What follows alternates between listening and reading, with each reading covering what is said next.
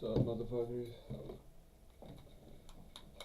we don't got a lot of time today, so we gotta get right into it.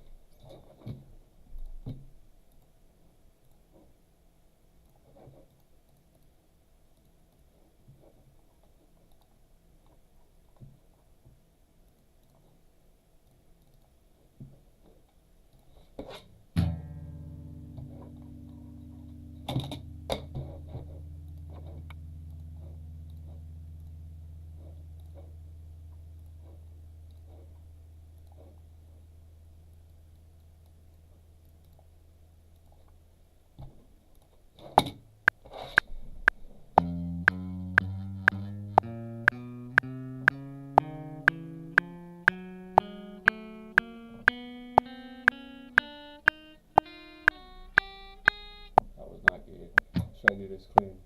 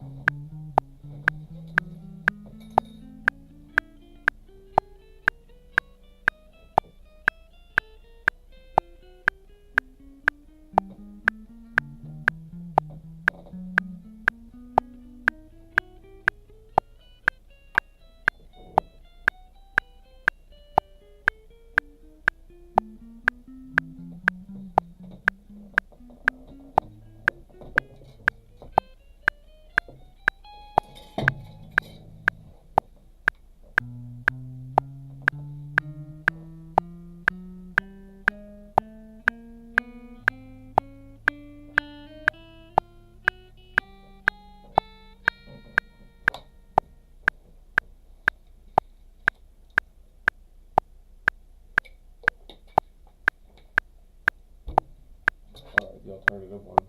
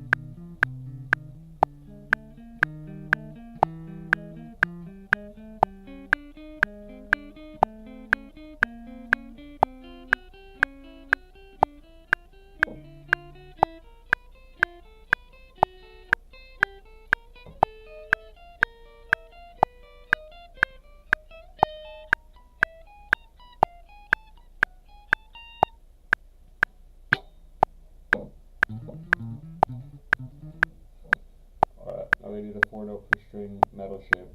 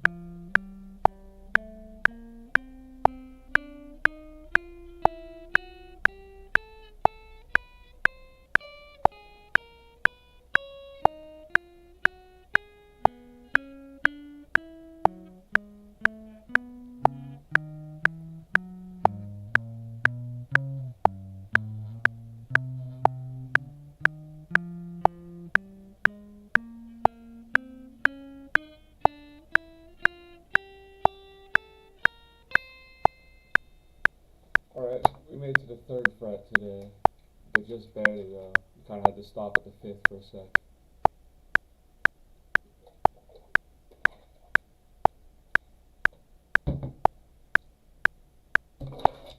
Alright, now let's go back up and do the whole step, dream sequence shape.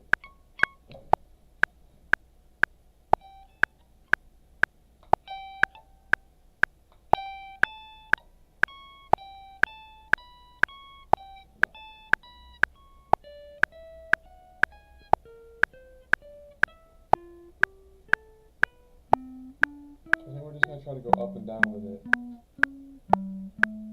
rather than going down the fretboard.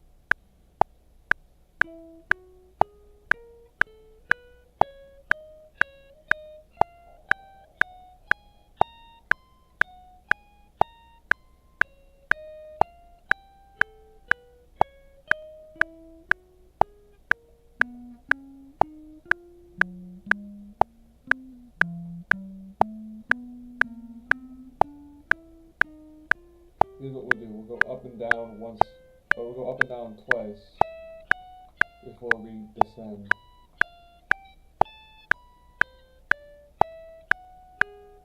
So I think we need to work on our technique for this shape.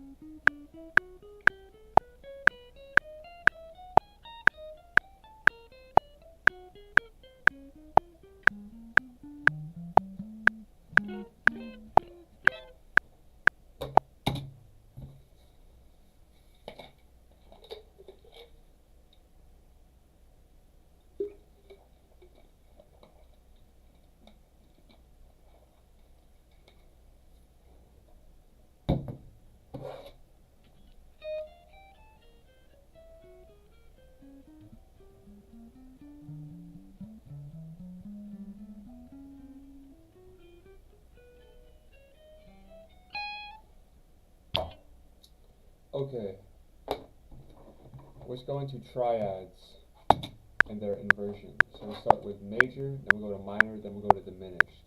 And we'll turn that into basic arpeggio practice as we complete all the triads. And then we'll go into the advanced arpeggios.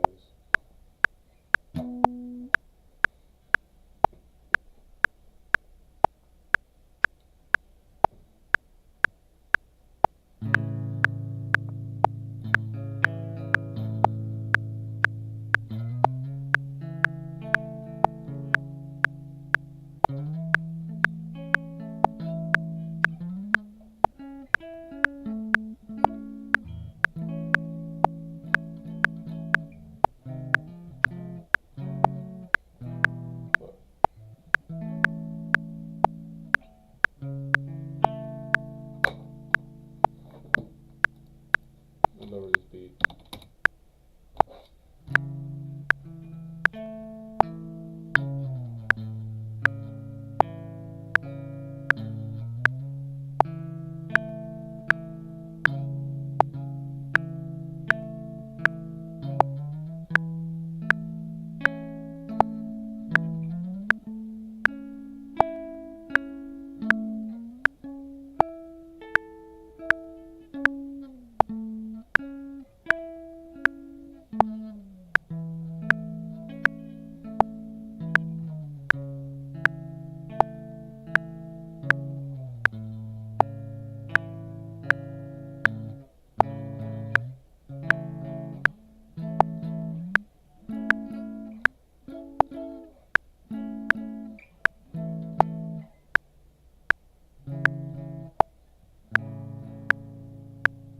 Alright, says, you think if this one is G, I guess this one comes out of E, but it has this version out here. This one looks like the E major shape, but I think it's the top of C, if you think of it, it's the top of C.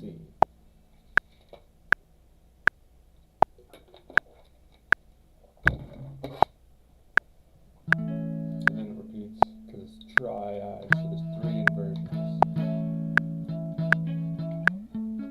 Back to the G shape. Then the top of E shape.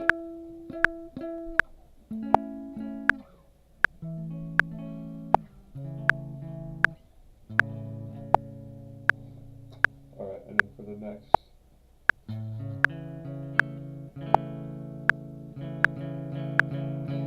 think of this as the top of the A shape.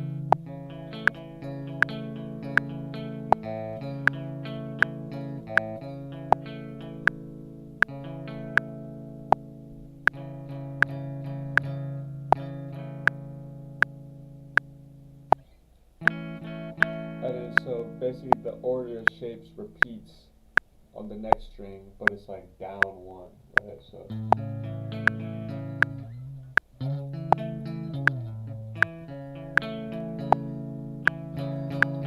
now we get the top of A shape, which looks like the same as the top of E shape essentially, but since we're on the A string, it's different. And then we go up to the E shape, which on the other string is the top of C shape. This is like the E major shape.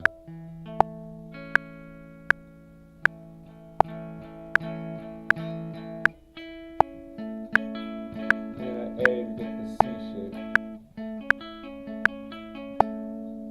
And we're in A major. So this is the A major G shape, A major A shape,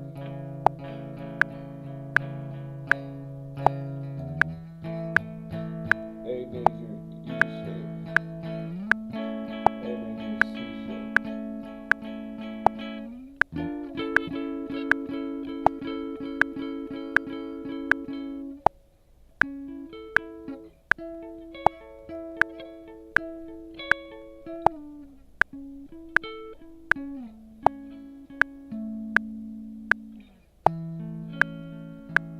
And if was having trouble figuring out these jumps, but you can actually just use the octaves. You see that? Alright, well, the octave is here, then you can construct it from here.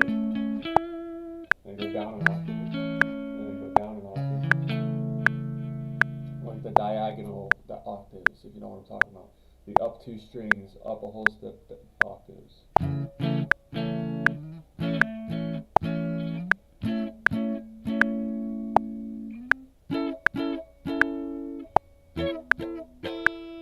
So I can use that so I don't have to guess. I can actually like figure out where the next inversion is.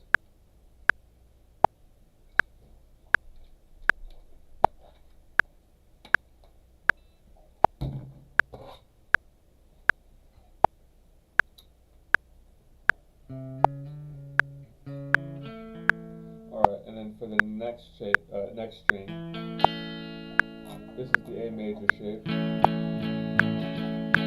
A with the A major shape. A major with the A major shape. Right? Then it's gonna go to the D one, I think. No, it's the E one, that's right. So it's like diagonal with E. It's root 3/5.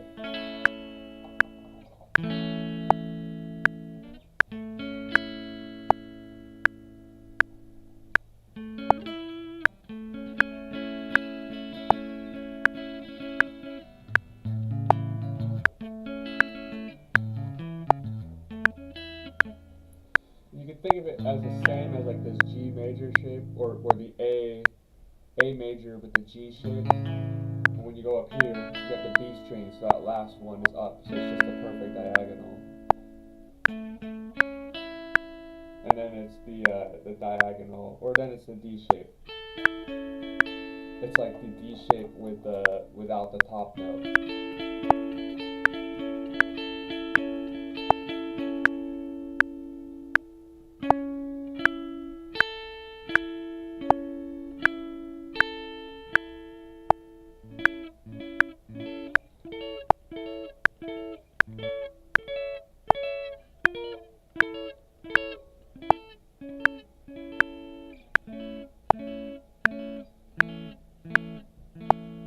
Let me go back down to the last string.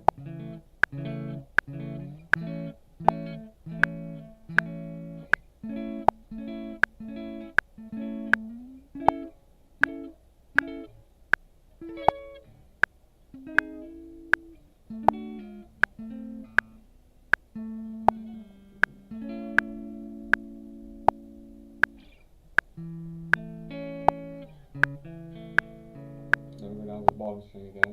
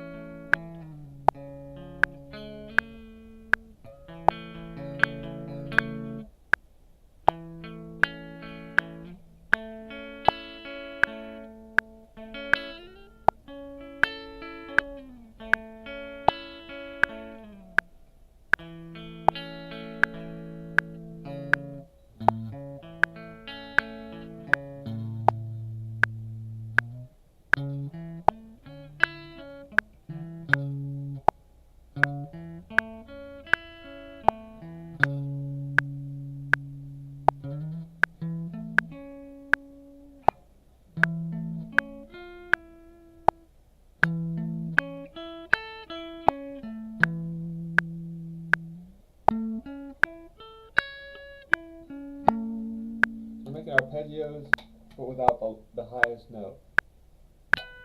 Now we're going to do the top string. So, this is at the bottom of the A shape.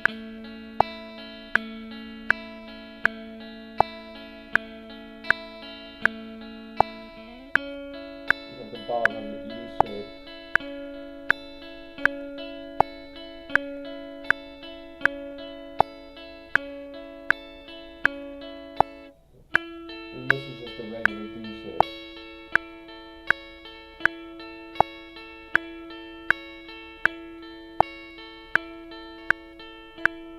bottom of the A.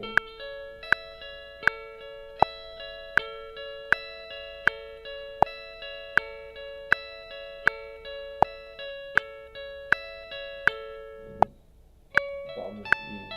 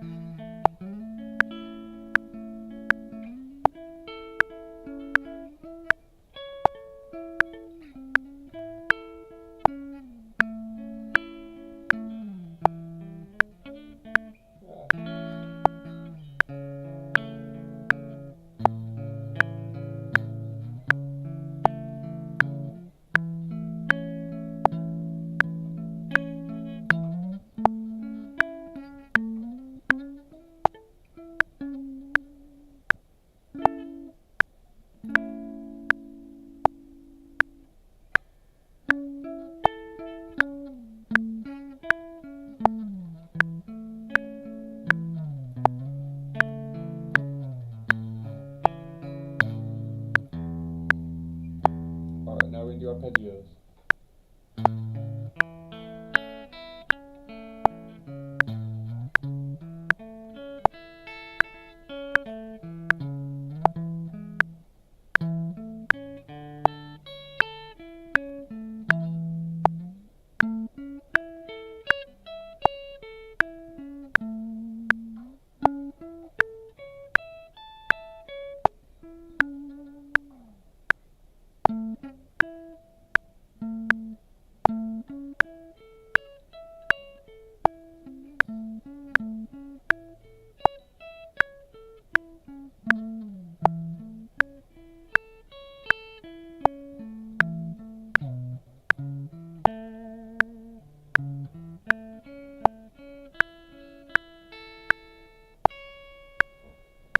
Alright, now we're going to go to the top of one arpeggio and go down the other arpeggio.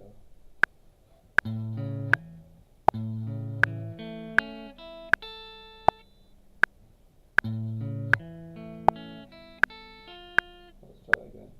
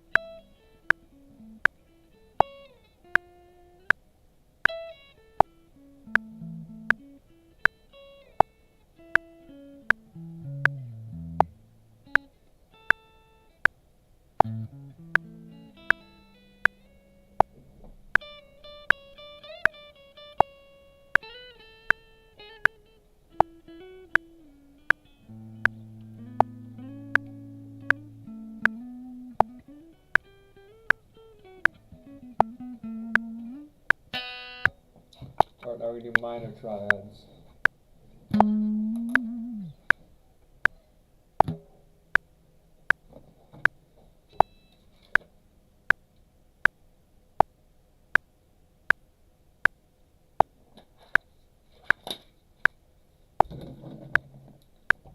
One, flat third, perfect fifth.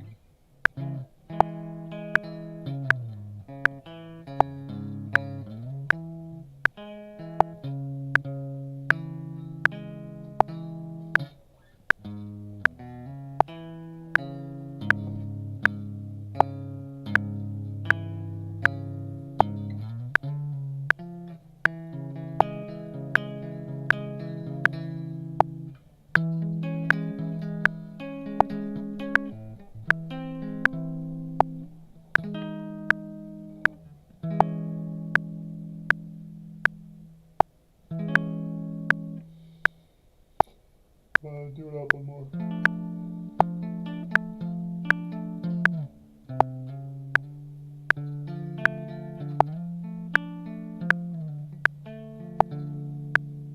So this is going to be D minor.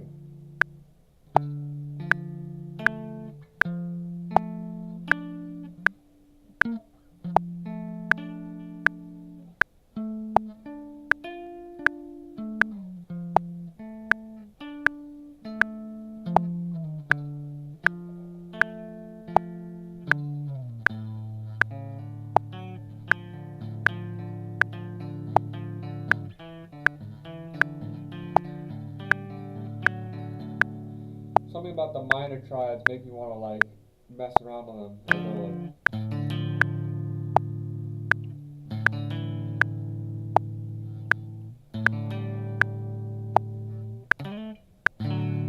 Go back to the major triad there at the end.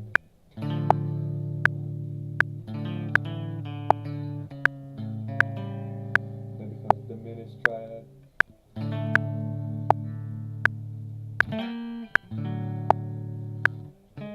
Alright, let's just focus on this. So let's do all the inversions for the first string. So we have this one. That's kind of like, what is this?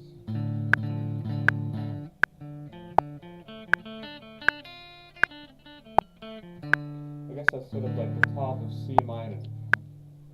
The C minor shape, that is, not C minor.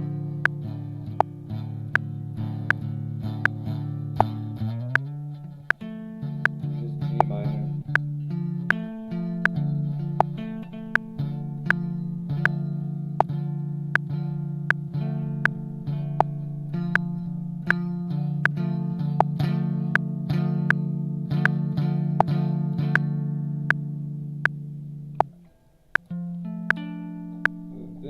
I think this is like the top of E minor.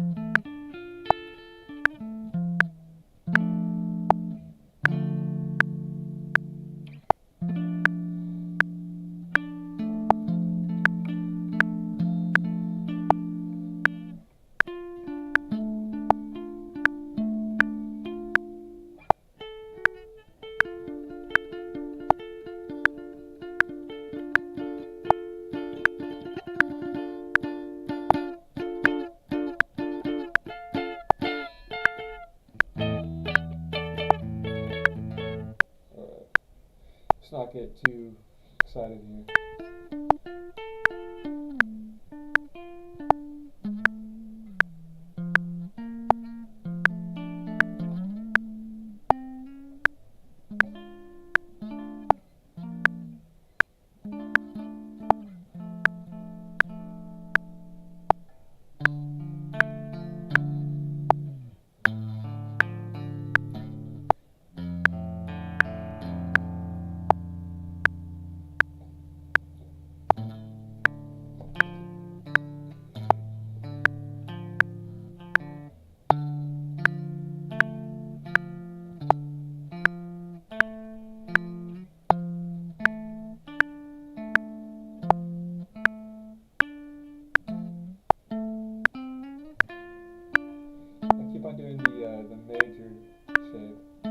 one. This is the major shape. That's the minor shape.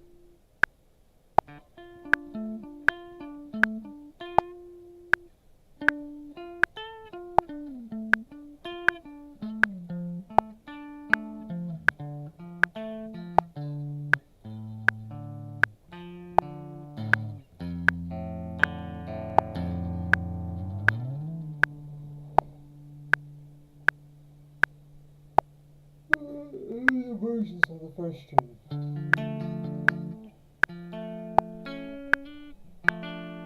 Now we'll go to the second string. It's the same. The first two strings are the same, but like that kind of, the order of them is over one.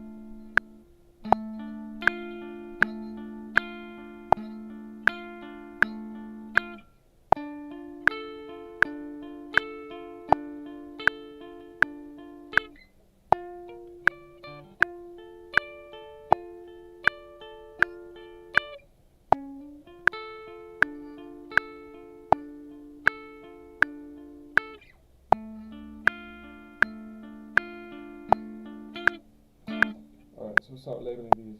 This you can think of as E minor, E minor shape. I don't know what you'd call this.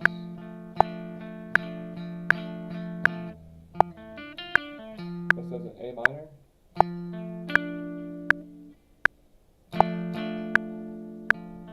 It's like the top of A minor.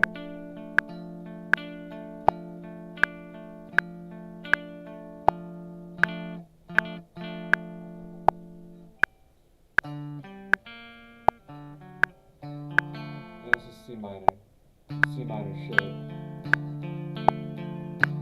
When I talk about the triads, I'm mostly talking about like the shapes, because these are all D minor, I guess. The versions of D minor, but the different like sort of shapes they form with the different inversions. They have their root in the different open chords, I guess.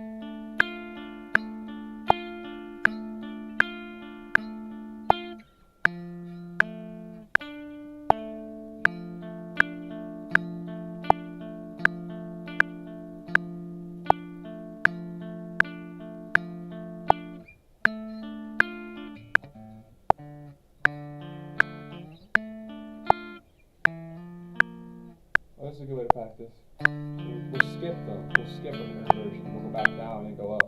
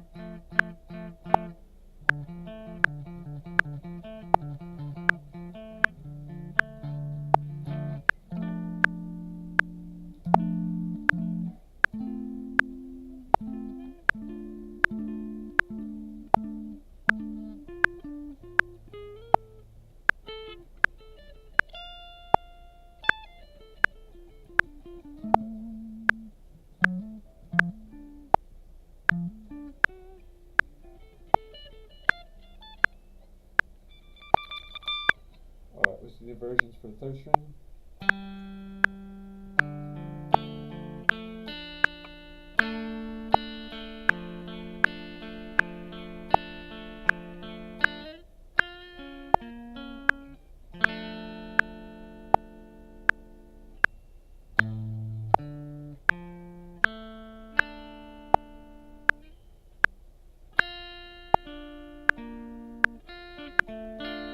Alright, so this is like that weird D minor shape.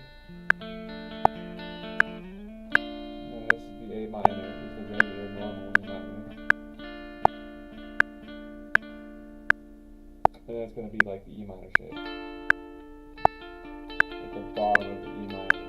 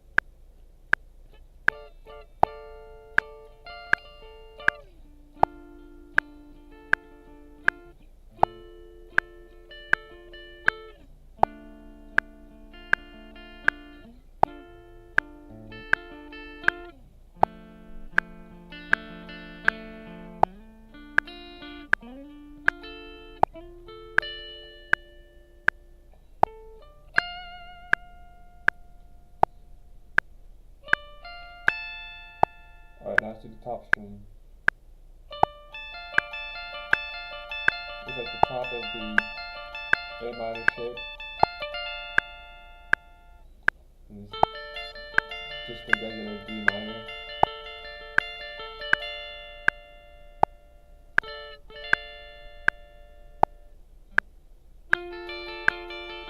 And this is really easy. It's kind of like the A major, but it's like the bottom of the E minor, isn't it?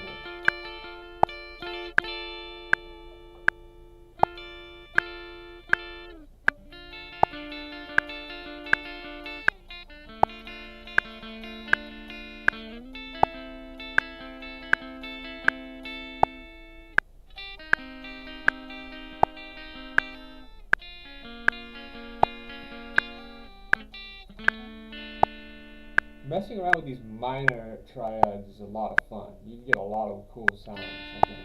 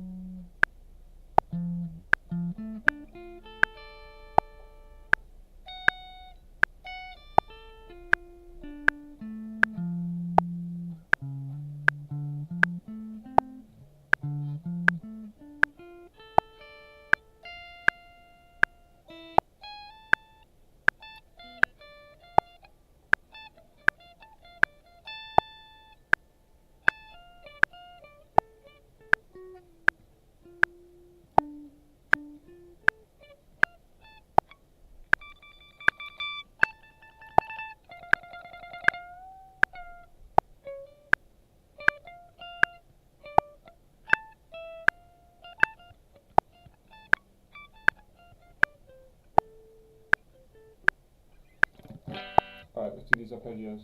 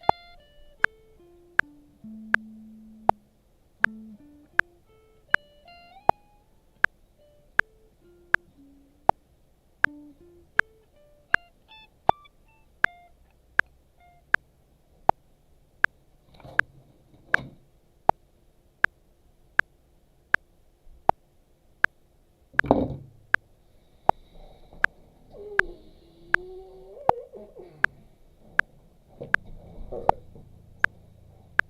Let's give this one more go.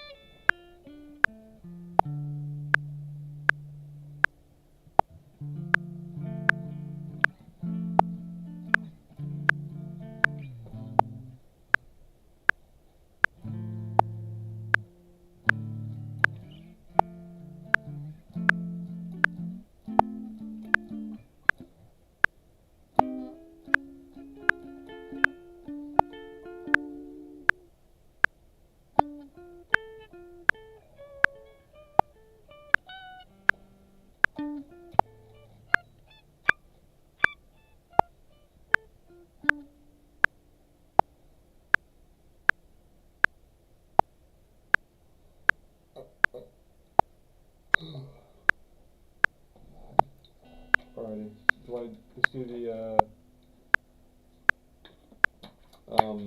C7, major 7, the minor 7, all of that, with the circle of fifths.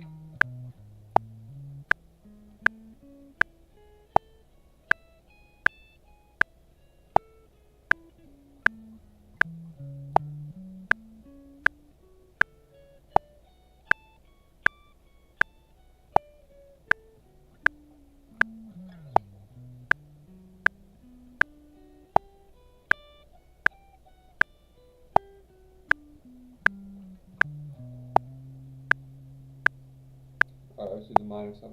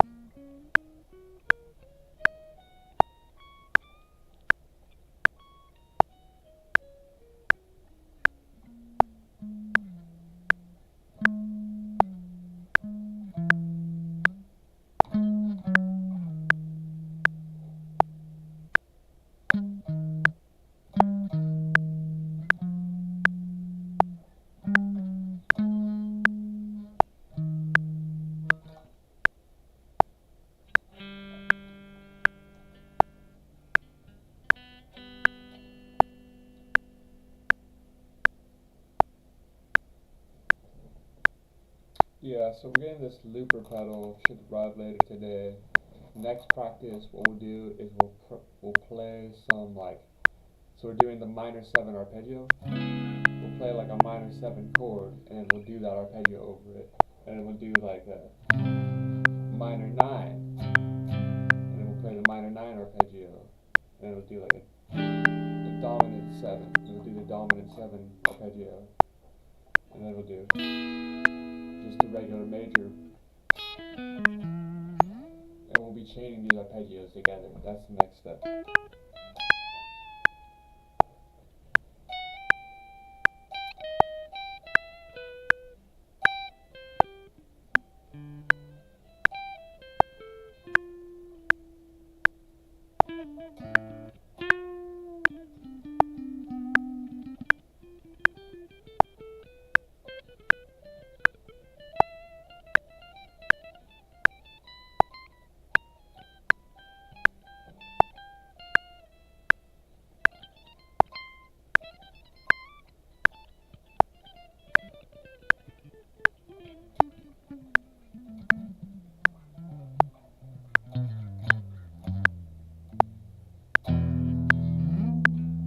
So today,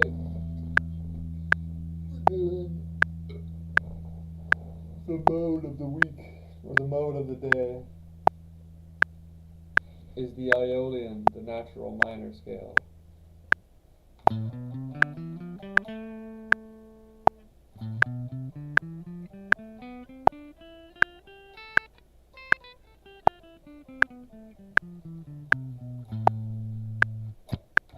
Or the 3-note string.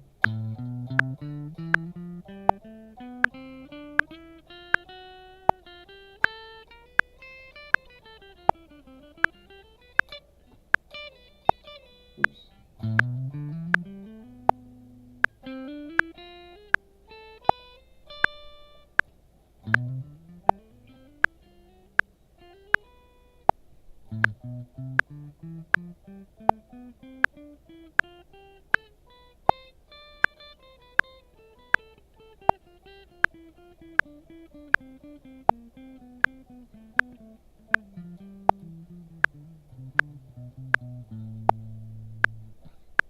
So, third.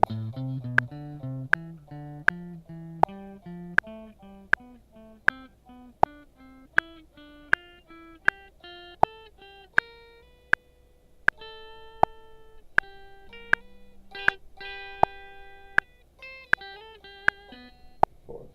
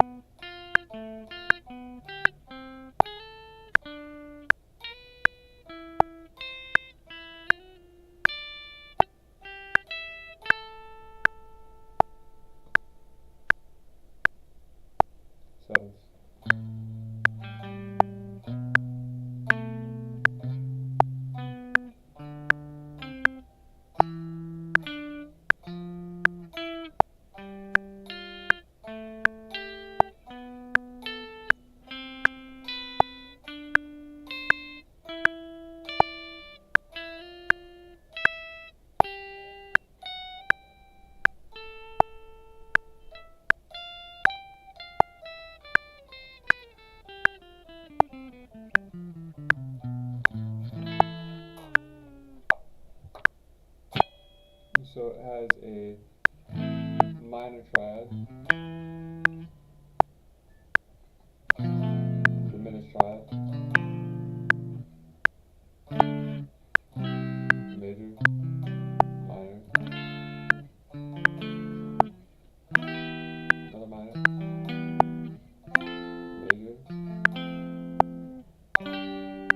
major, minor again.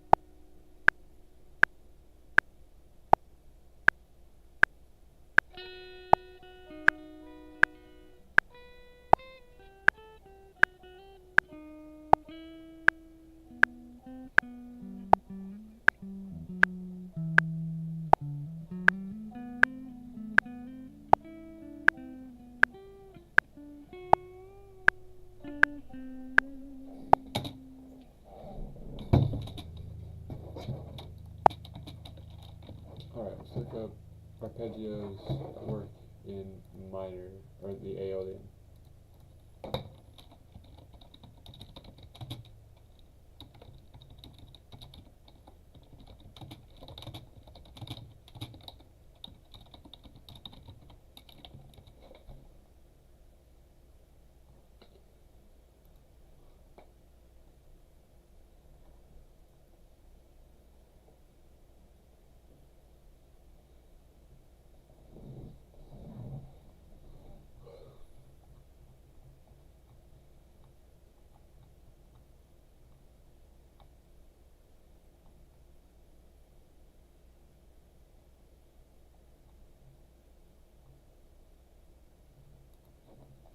About this 4-note arpeggios. 4-note arpeggios, Aeolian mode.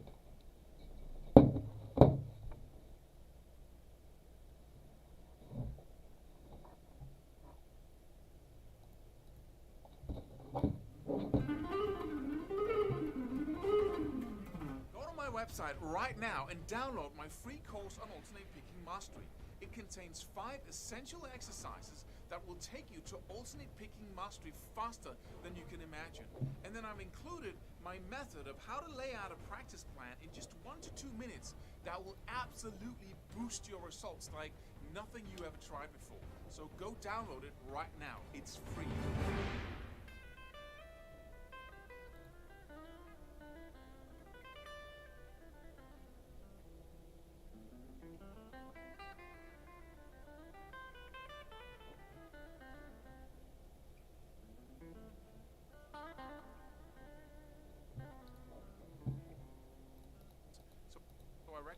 go to guitarmastery.net and register. As this is the mode, always playing a mode. When you're playing like the blues scale and you're in a blues rock contest, you're using the blues scale and the Dorian. So you're playing the Dorian mode basically with that bluesy feel on it.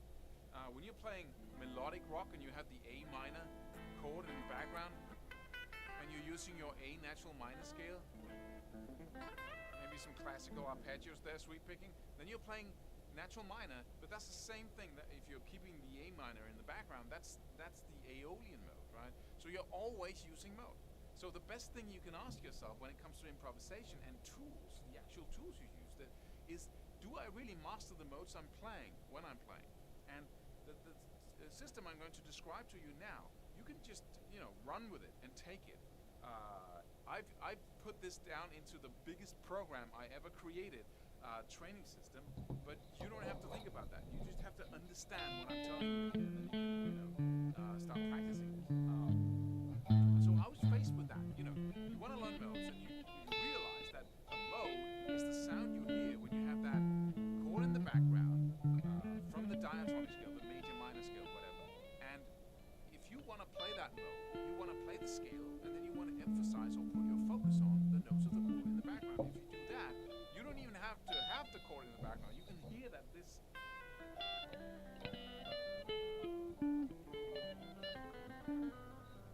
That's the Ionian mode. And you can also hear that if I shift to the Aeolian.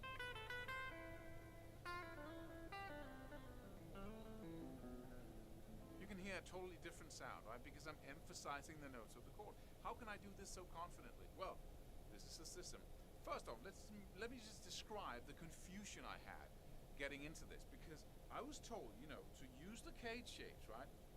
Which is basically the diatonic scale separated up into 5 different very vertical shapes. It's a cool system. It focuses on economy of movement, of not moving your fingers very much. It comes from the classical realm where we want to have economy of movement so we can play as accurately as possible. So we divide it up into 5 shapes. And then we have the 3-note per string scale shapes, which requires you to do 2 whole tones on 1 string suddenly. And you have 7 of those, while you only have 5 cage shapes. So it seems that the cage shape is a pretty cool system, right? But the only thing that's bad or inefficient about it is if you want to sequence it. It's not a system, the cage shapes. It's just separating the scale up into 5 different shapes based on the fact that you want to play as vertical as possible and move as little as possible. I don't care about moving. I want to have a system, because a system allows me to play a sequence like with the exact same number of notes on all strings. So instead of having 3 notes then, and then I have 2 notes, and then 3 notes, I get to have 3 notes, and I can take any sequence and have the same picking pattern running all the way through the strings. If I have to play the same sequence in a diatonic shape, my picking changes because suddenly I have 2 notes on 1 string and not 3. I hope that makes sense.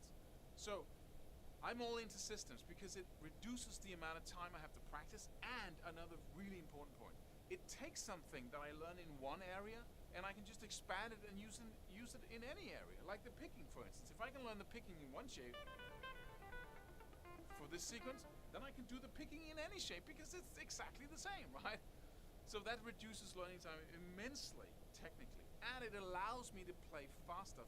I can get to that point where I am proficient faster because there's less to learn. And it's not about, you don't have to be a speed devil to want to do this. It's just a matter of getting there faster so you can have more fun sooner, right? Life is short. So when you look at the cage shapes and you then try to create arpeggios, because there are 7 different arpeggios within that major scale, right? Or that minor scale, same thing. Diatonic scale is the collective name for it.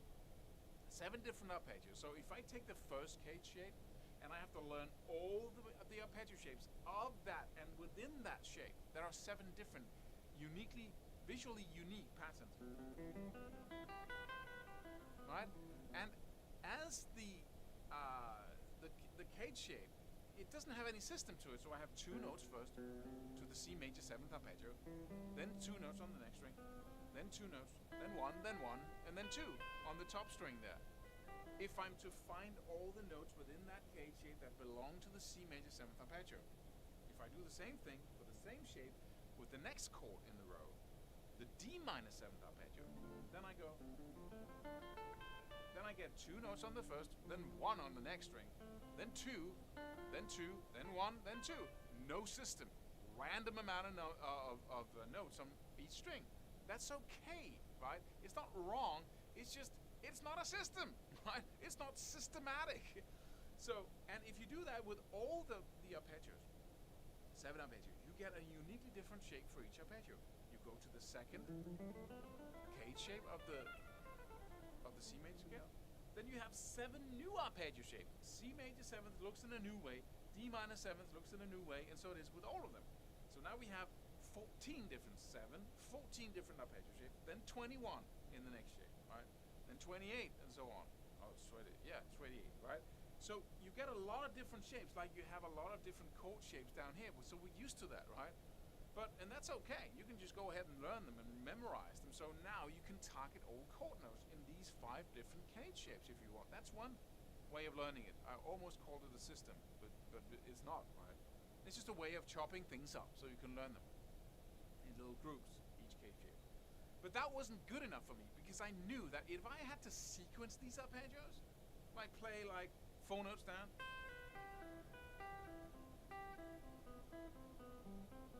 I would have to not only move my left hand in a unique way each and every time I played that same sequence, I would also have to pick in a uniquely different way each and every time I played down that sequence in that arpeggio shape.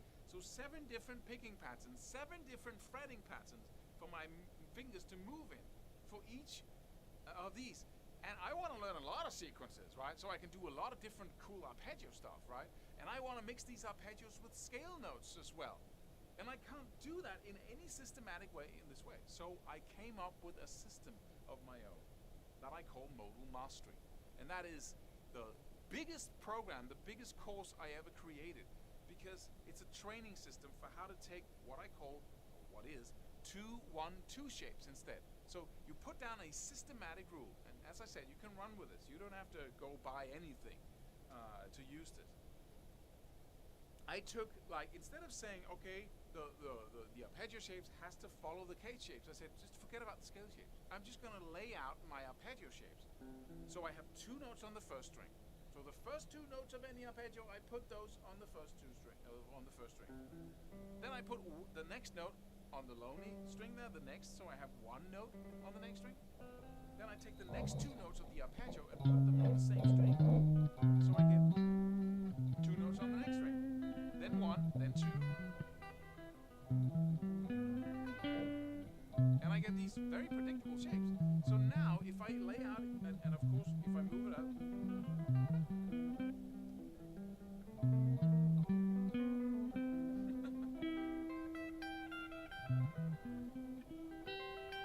I get different shapes as I move this, play the same arpeggio. And suddenly, I can play sequencing like, right?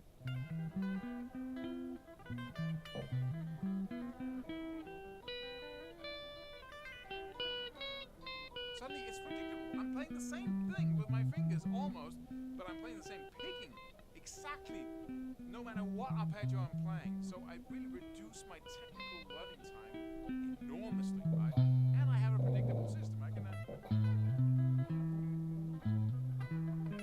right? And I've never seen anybody teach this because it seems like such a daunting task learning all these arpeggio shapes. But I can tell you, if you just learn the shapes of the C major 7th arpeggio, in one position you have more power than most people have across the fretboard. So it's a big system if you lay the arpeggios out like this, but it just gives you, for each little chunk you take off it in the modes you normally play, because you don't have to learn all 7 modes if you never use them. If you're into jazz, by all means, go for it. But if you play rock music, you might want to learn the Aeolian and the Dorian and the Ionian, right? 3 modes with these arpeggio shapes, with 2-1-2 shapes, and that's it.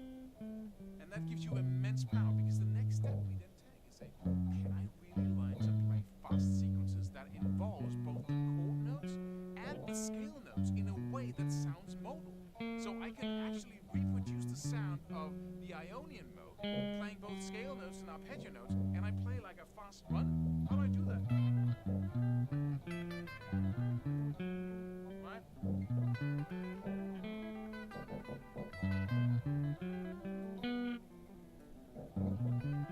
Right?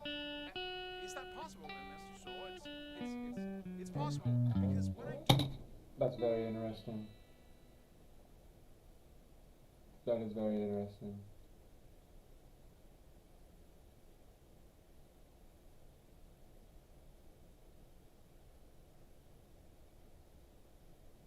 Yeah. Definitely. That is a big help. I wasn't fucking with this dude. He had a weird attitude, but he spelled out something very crucial. And that is a systemic way to understanding how to get these modal arpeggios, essentially. And basically, the system of it is that for these C7 arpeggios that we're learning, rather than trying to do this whole extended arpeggio, that's not how we're going to play them. There has to be a system to play them in relation to, like, cage shapes. This is what it is.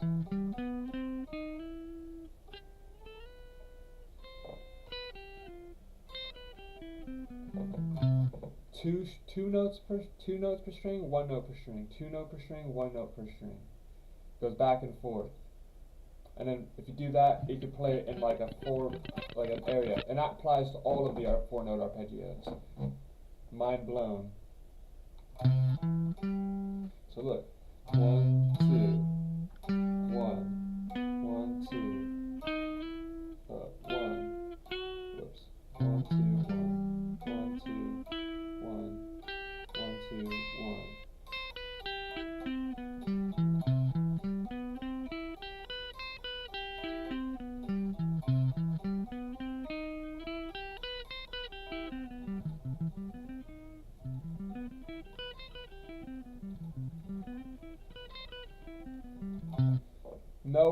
Nobody else would have spelt that out. Big shout out to, what is this guy's name? Klaus. Klaus from GuitarMastery.com. That's a really random thing that probably nobody fucking says, but that's gonna make it way easier for me.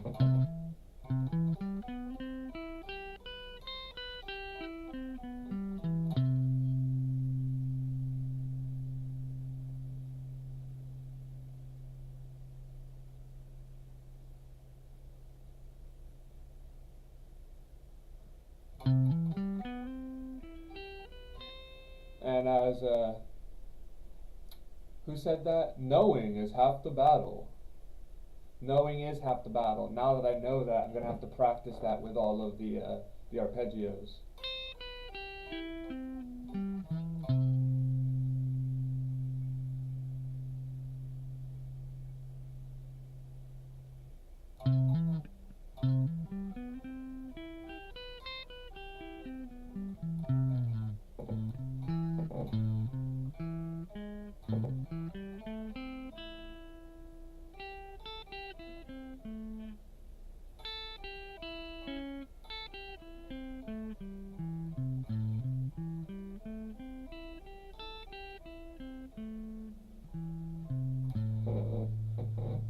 So that creates like positions for, I mean, I guess there's 4 positions because it's a 4-note arpeggio, right? Is that how it works?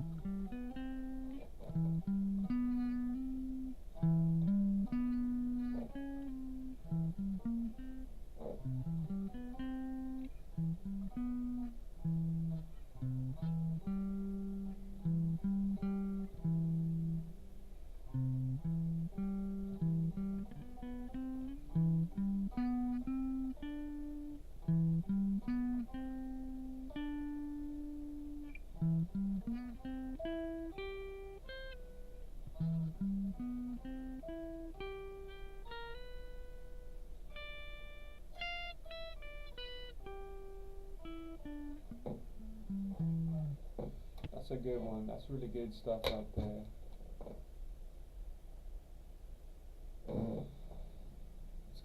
It's gonna take some messing around with, but now that I have that in mind, I'm never gonna forget that. Two notes, one note, two note, one note for 4-note arpeggios. Do with these 2-on-2 shapes then is Two that on every two, single 2 on time 2. I have 2 notes on one string. I say, okay, what's the scale note in between these notes? And I add that. Then I leave the lonely note on the one string, and I take the next string where I have 2 notes, and I put in a scale note. So I went from having, like, let's say this is the A minor 7th arpeggio, and I'm playing it in exactly the same way as the minor 7th arpeggio or the major 7th arpeggio. Same, number of notes on each string. But if I take a scale note in here. So let's try this with minor 7.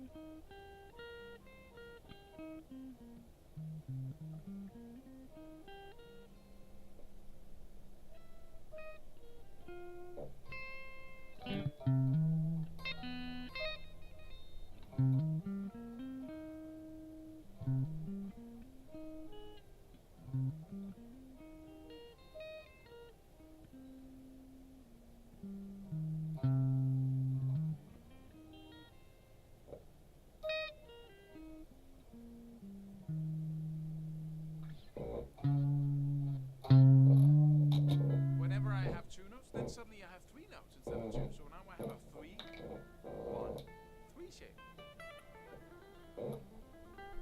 And now it doesn't really sound like an arpeggio anymore. Now it sounds like an actual note because.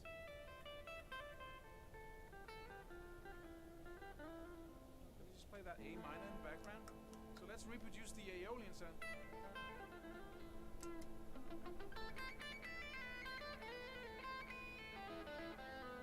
And I get a new scale note, type of note, extension to the chord, depending on what 2-1-2 shape I'm in. That's down here. Right up here.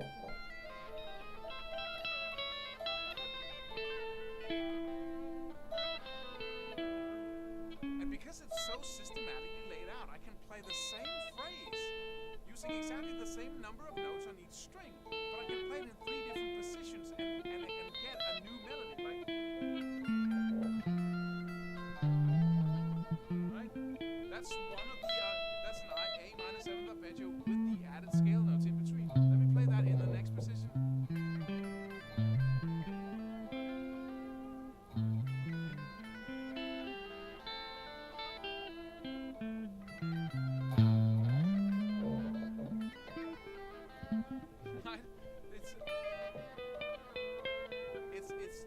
It just opens up the whole fretboard. And as I said, you can just run a couple of shapes in a couple of positions on the neck, and you really have just total power in that area. Then you can expand, learning another shape. You can do the crazy arpeggio sequencing because you have these very systematic shapes here.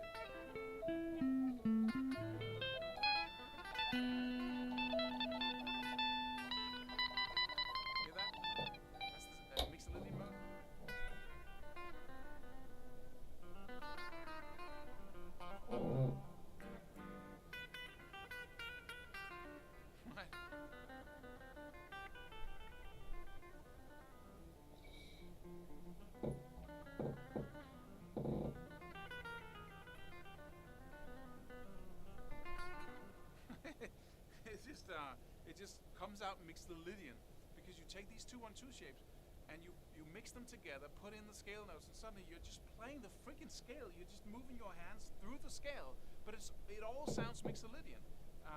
It's just the most. I gotta get into these 2-1-2 shapes.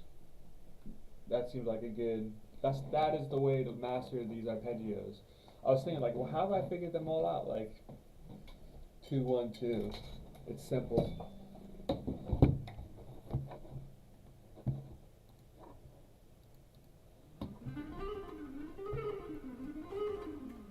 to my website right now and download my free course on alternate picking mastery. It contains 5 essential exercises that will take you to alternate picking mastery faster than you can imagine. And then I've included my method of how to lay out a practice plan in just 1 to 2 minutes that will absolutely boost your results like nothing you ever tried before. So go download it right now. It's free.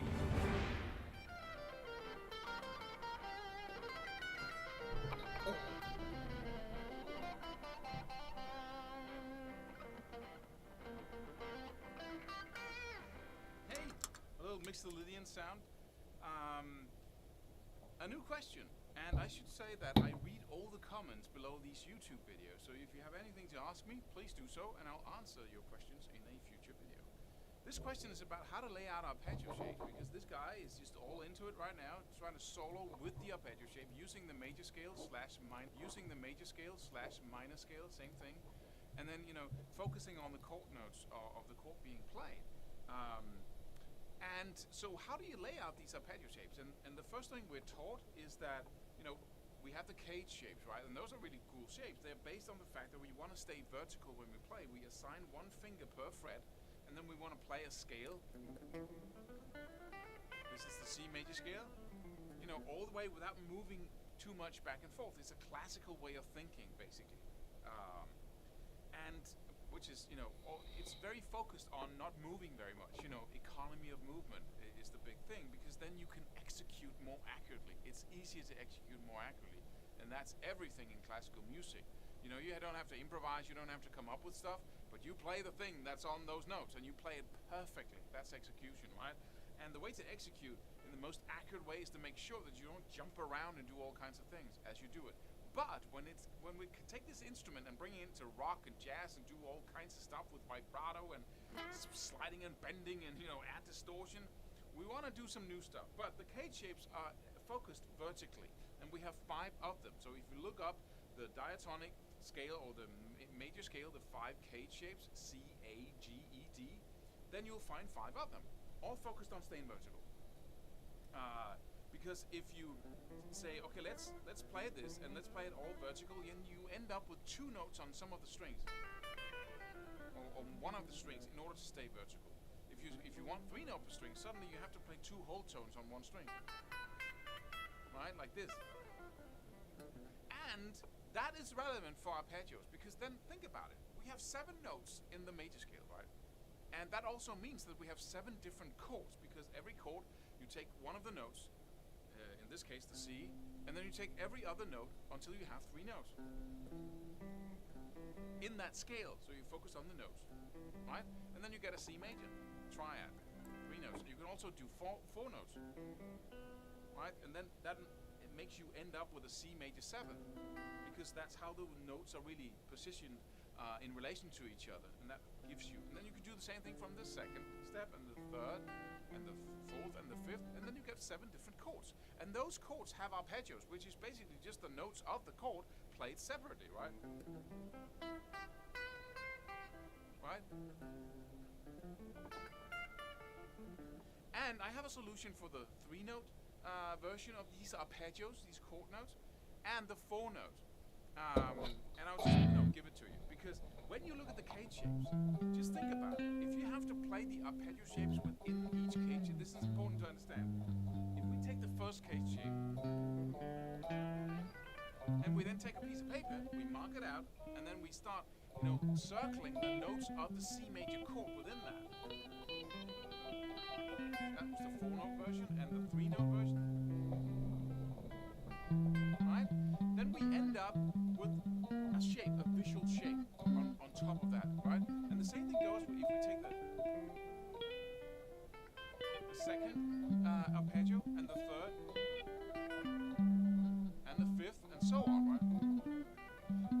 suddenly we end up with one cage shape that has 7 different, visually different arpeggio shapes on top of it that we have to learn.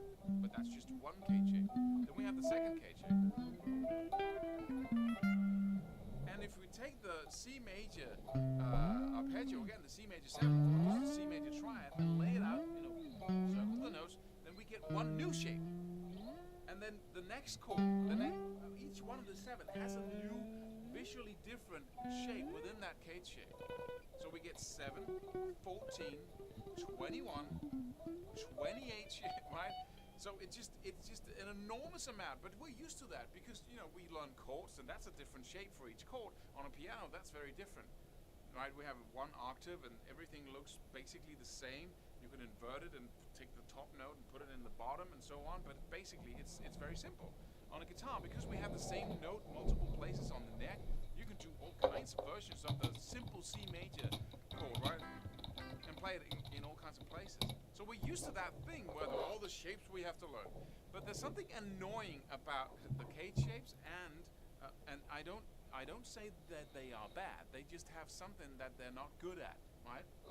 It's like saying this person is not good at carpentry, but he's good at so many other things. But if you want your chair fixed, then please go to another person, right? And that's the same thing here. They are not bad, they just have their limitation.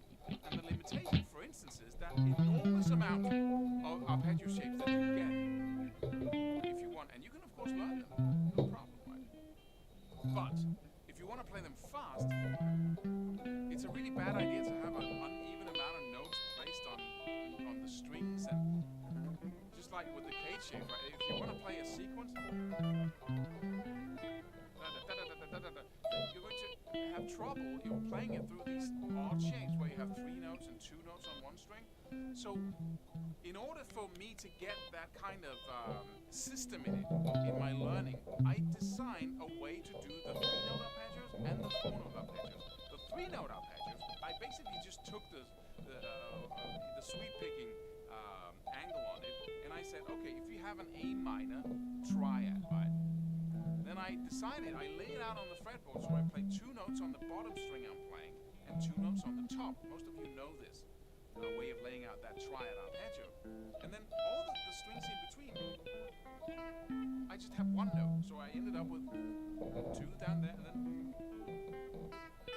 that's your choice. You can do that. You can just sit down with a piece of paper, say, okay, the A minor triad is A, it's C, and it's E.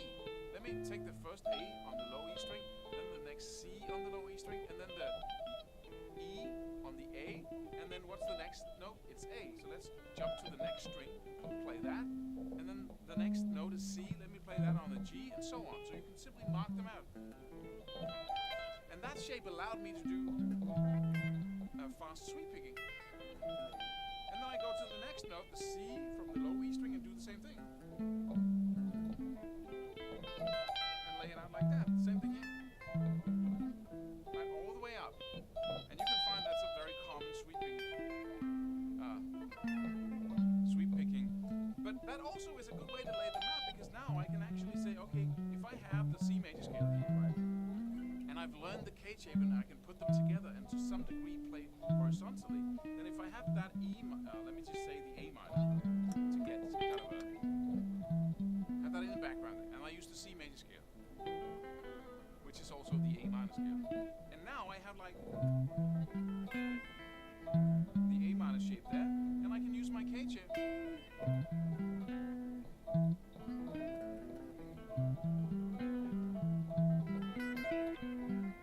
And I can see the notes of that arpeggio and the cage shape at the same time. Move to the next cage shape. And sometimes I have to move in between 2 cage shapes because the arpeggio stretches. It's right, that next stretches between 2 cage shapes, so I have to integrate them, which is a nice exercise. So I can go and try to visualize the arpeggio there. Now I'm in between 2 cage shapes with my arpeggio here.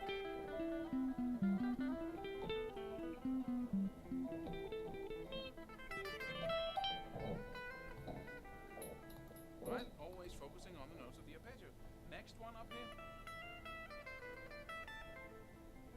But because the notes are so far apart in an arpeggio, you can't really, the cage shape doesn't doesn't cut it when you start really laying them out so you can play them. Because it's all about it's not all about it, but it's about having a system of laying them out. Because any triad now only has 3 shapes, because there are 3 notes in a minor triad, right? And I have the first one here that I can play from my E string. I can also play it from the A string and say, okay, I want to start on the A string, and I want to lay out 2 notes on the A string, and then 1 in between, and then 2 in the top. Of course, you have to be at a certain level to understand what I'm doing here, right? So now I can play the same. Right? And the same thing goes up here. I can play it from the E string with 2 notes, or from the A string with 2 notes on that string, and then 1 on the others, right? But that's only, 1, 2, 3, bam, I have a minor arpeggio, and it looks the same thing if I'm playing E minor. It's the same thing. Right, so that's a fast thing to learn, right? And then I have the major. There's only 3 notes in it, so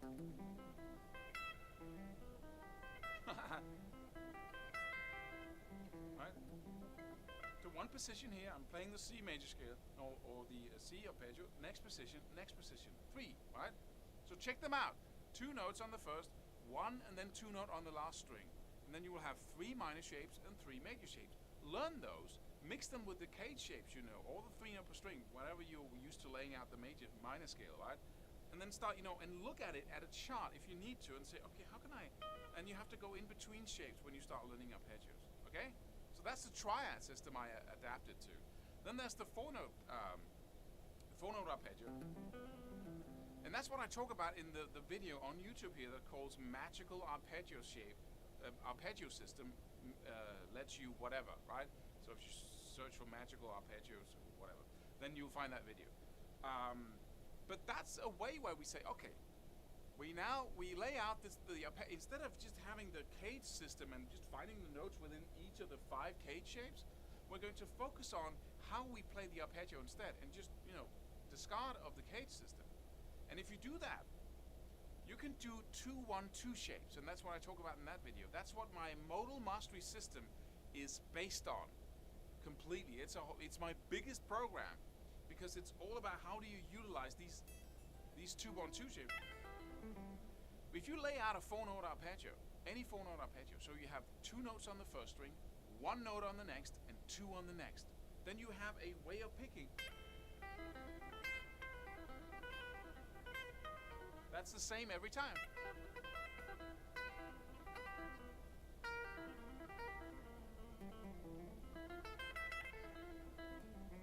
Right? And that's what I use. And if you continue that, let's say you start on the A string. Let's just lay out an A minor. Or we have to call it early.